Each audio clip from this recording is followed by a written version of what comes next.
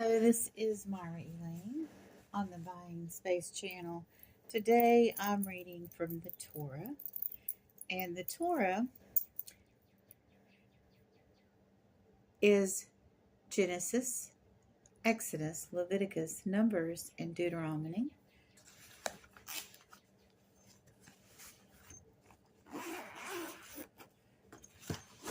And the Torah that I have has the Hebrew on one side and English on the other. We are in the beginning of the law, or the Shabbat. And the Shabbat is when Moses received the law, including the Ten Commandments. And these are the Torah is in sections. And this Torah uses Roman numerals for the chapters. And the Torah is like manga. You have to flip from what we would normally call the back of the book to the front. So we are in chapter 24, which a lot of people don't think this part is important, but it is. This past week, the Jewish people celebrated Shavuot, which is also the Festival of Weeks, Festival of First Fruits. And it later became, during Jesus' time, all the people came to Jerusalem for the Festival of Weeks after Jesus had lived and was crucified, died, buried, and resurrected, and ascended. People were coming to town for the Festival of Weeks. They were coming to Jerusalem. They were ordered to do so in Exodus 23. But to attend these festivals and to go to the Holy Land to celebrate them. So it's also time to celebrate when Moses got the law, but also it was a harvest festival, and it was, I believe, 49 days after Passover. In current Christian liturgy, we have seasons. We have the Lent season. We have the Epiphany season. We have all these seasons. And most of them are either 40 or 49 days apart. And Festival Weeks, the Giving of Law, was 49 days after Passover, I do believe. And there might be a little variation in there. Different denominations celebrate it differently or observe it differently. And a lot of the Christian denominations don't give any respect to the Jewish festivals. And we absolutely should, because all of those timelines in the Old Testament are paralleled in the New Testament in the life of Jesus. So it is important to study them. So here we go with chapter 24. And unto Moses he said, Come up to the Lord, thou and Aaron and Nadab and Abihu, and 70 of the elders of Israel, and ye shall bow yourselves down afar off. So here's Moses being called to God up on the mountain with Aaron and his 2 sons. And there's 70 elders. And I do believe this is the first time that the 70 elders are mentioned.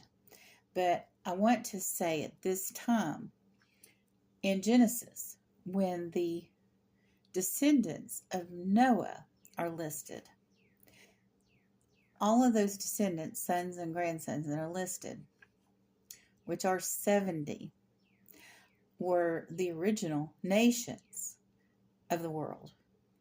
So 70, as far as leadership, is a very important number. And Moses alone shall come near the Lord, but they shall not come nigh, and the people shall not go up with him. And Moses came and told the people all the words of the Lord and all the laws of justice.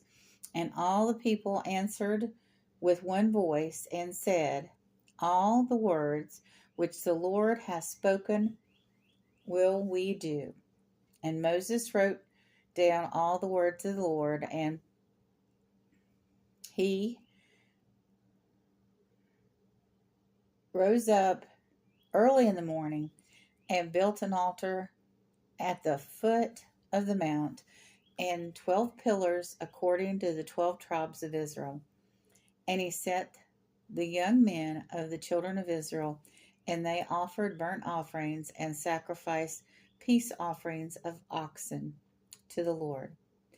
And Moses took half of the blood and put it on the basin, and half of the blood he sprinkled on the altar. And he took the book of the covenant and read it in hearing of the people. And they said, all that the Lord hath spoken, we will do and obey. And Moses took the blood and sprinkled it on the people. And he said, behold the blood of the covenant, which the Lord hath made with you concerning all these words. What does blood mean? It means redemption. What are the children of Israel doing here? Have an altar, 12 pillars. They're making a sacrifice. Moses is sprinkling blood on them. They're worshiping. This is a worship service. Then went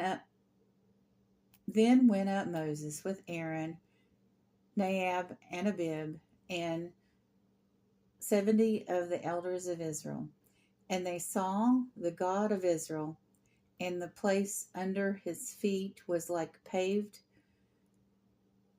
work of sapphire stone, and like the color of heaven in clearness. And against the nobles of the children of Israel he stretched not forth his hand, and they saw God, and he did eat and drink. So this is the first festival of weeks. And people say this chapter is not important. And the Lord said unto Moses, come up to me to the mount, and remain there, and I will give thee the tables of stone with the law and the commandment, which I have written, to teach them. And Moses rose up, and his attendant Joshua, and Moses went up to the mount of God.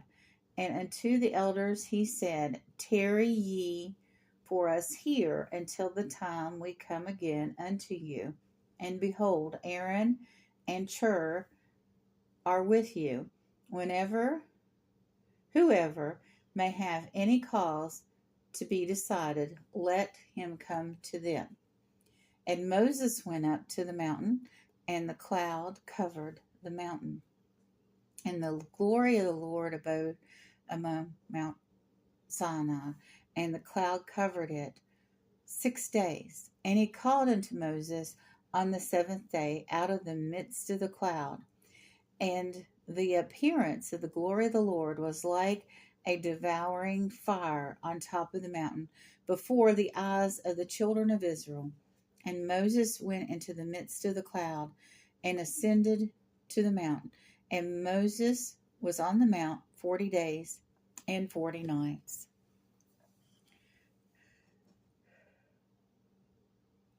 Not a lot of people realize this, but Mount Sinai is where God called Moses from the burning bush. This is in the same area. When Moses fled Egypt, the place he went is the same place he took Israel after they fled for freedom. As a matter of fact, the first section, I don't know what chapter, here it is. Thank God. Okay, Yithro was the section, this is section 17 in the Torah, Yithro. And it's right before chapter 18. And this section number and this chapter number are not related. I mean, you could have section 49, section or chapter 108. There is no 108, but you know what I mean. So Yithro was Moses's father-in-law, who was a priest of Midian. And the first verse here is, and Yithro, the priest of Midian, Moses' father-in-law, heard all that God had done for Moses and for Israel and the people, and in the Lord had brought forth Israel out of Egypt. And that's where he took his people. And this mountain is the same mountain, or around this mountain, where Moses saw the burning bush that called him to return to Egypt and free his people. Just astounding. People say that the Bible is boring. If you start studying this book, you won't be able to put it down. It's a real page turner. And I know it's got a lot of books and it's got a lot of chapters, but it will be well worth it if you delve into reading your Bible. You all have a wonderful and blessed day.